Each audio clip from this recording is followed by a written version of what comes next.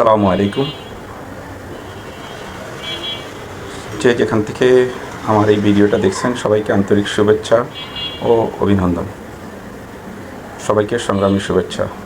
এই মুহূর্তে রাজনৈতিক প্রেক্ষাপটে সমীকরণ মেলাতে গিয়ে যেই সমস্যাটা সবার বারবার সামনে আসছে সেটা হলো ভোটের হিসাব নিকাশ, আসনের হিসাব নিকাশ, দলগুলোর মধ্যে সমঝোতার হিসাব নিকাশ।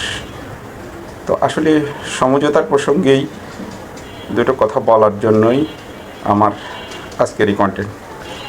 তো আমি বলবো, বিএনপি শহীদ জিয়ার আদর্শের একটি দল। এদেশে বারবার শাসনভার দায়িত্ব পেয়ে সফল এবং সার্থকতার সাথে শাসন পরিচালনা করে মানুষের আস্থা অর্জন করেছে এবং এই আস্থা অর্জন করতে গিয়ে মানুষের কাছে তাদেরকে অনেক কিছু হারাতে হয়েছে।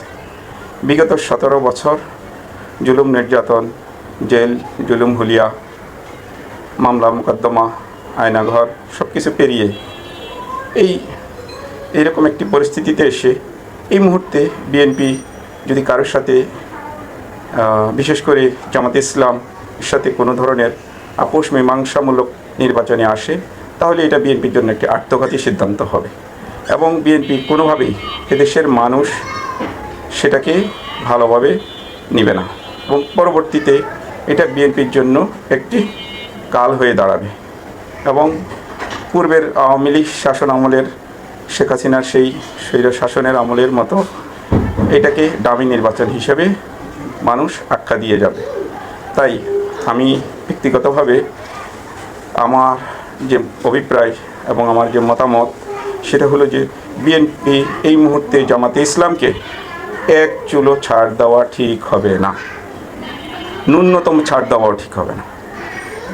তাহলে জামাতে ইসলামের আসলে বাংলাদেশে কতগুলো ভোট আছে, কয়টা আসন আছে সেটার পরীক্ষা হয়ে যাবে এবং এই পরীক্ষা বিএনপিকে আগামীতে তাদের পথ চলায় একটা স্থায়ী সমাধান দিতে সাহায্য করবে এবং জামাতে ইসলামের যে প্রপাগান্ডা ছড়ানো, তাদের ভোটের রেশিও, তাদের আসন নিয়ে দাবি দেওয়া, মানুষের কাছে জনপ্রিয়তা, সেসব বিষয়গুলো তারা মানুষের কাছে যেভাবে প্রপাগান্ডা ছড়িয়ে যাচ্ছে, এইটা একটা শক্ত প্রত্যুত্তর হবে এবং আগামী দিনগুলোতে বিএনপি হিসাব নিকাশ চূড়ান্ত করেই বাকি সময় এবং পরবর্তী নির্বাচনগুলো যাতে সুস্থ সুন্দরভাবে করতে পারে এবং জামাতের কোনো প্রভাবমুক্ত হয়ে করতে পারে, সেটার জন্যই